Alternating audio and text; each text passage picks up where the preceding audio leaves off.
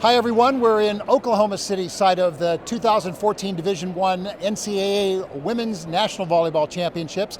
I'm Jack Hammond with Volleyball Magazine, and with me today is... I'm Kathy DeBoer. I'm the Executive Director of the American Volleyball Coaches Association. So Kathy, in volleyball nationally, not just these Final Four Division I teams, there are over 1,300 women's teams and more than 100 men's teams. So we often lose sight of the fact that there are a lot of collegiate teams out there, but in particular at this conference, we're hearing people talk about the NCAA's decision in men's football and in men's basketball to give autonomy to the Pac-12, Big 12, the Big 10, SEC, and ACC.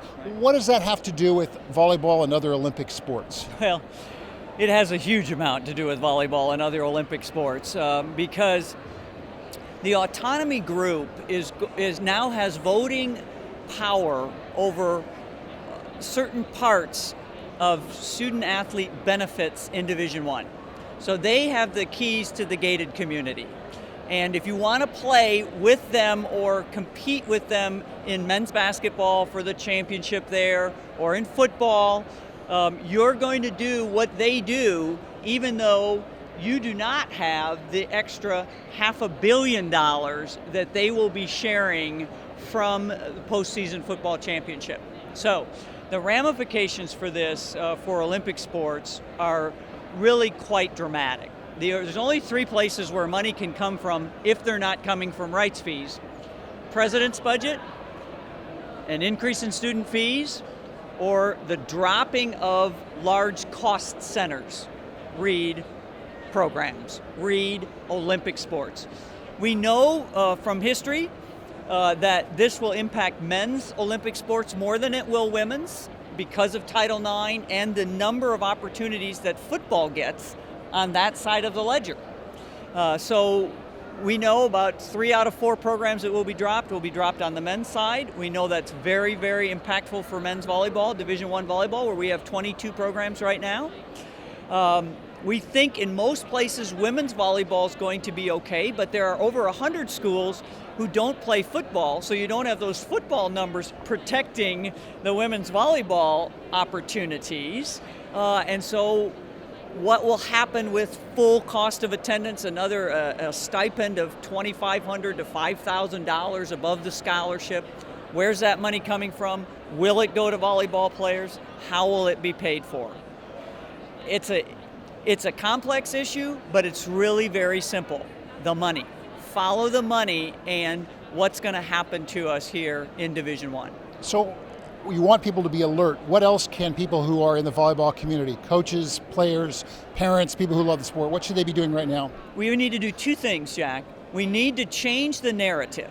The narrative that the media has been trumpeting is that college football and basketball players are poor kids who are coming to college and being exploited and abused. We're not feeding them enough. They're getting head injuries, they're being taken advantage of, and they're coming out of college without degrees. That is a false narrative. So that's one of the things we have to fight. We have to tell our story. Who are volleyball players? What are we contributing? How do we add value to our institutions? If we don't know how to articulate that in an elevator speech, we need to start practicing it. Second thing we have to do is we have to find our influencers. There's maybe 1 or 2 degrees of separation between everybody and our sport, all right? So where is the woman that played in the 40s that's now in a high-level position in a Fortune 500 company, maybe running it? Where are our governors who used to be volleyball players? Where are the board of trustees who have daughters that are playing? Where are the professional athletes who are in front of microphones all the time that have children that are playing volleyball? And identify those people so that we can put together a Olympic sport public relations campaign that addresses this narrative and the value that we bring to Division I colleges. Kathy, thank you. It sounds like you, but not just you, all of AVCA and all of the folks who care about volleyball have an awful lot to be doing now so that down the line they don't say, where was I when these decisions were made? Jack, our sport is just wonderfully positioned, particularly on the women's side, for growth, for expansion. All our numbers are positive. Athletics administrators are excited about it. Our sport is fun to watch. Our ratings are going up on television.